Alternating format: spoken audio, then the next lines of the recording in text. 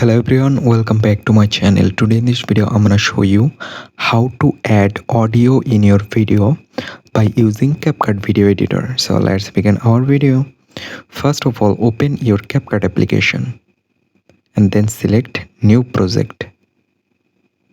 Then select your video where you want to add audio.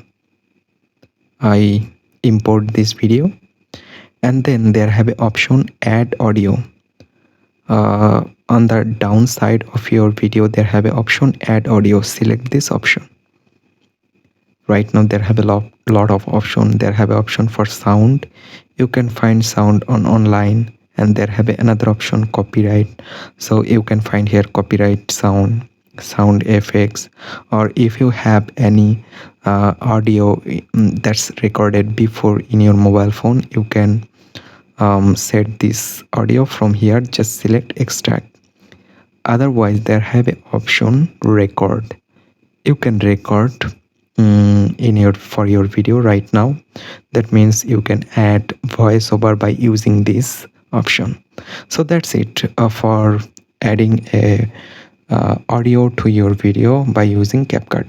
I hope you can understand. Thanks for watching this video.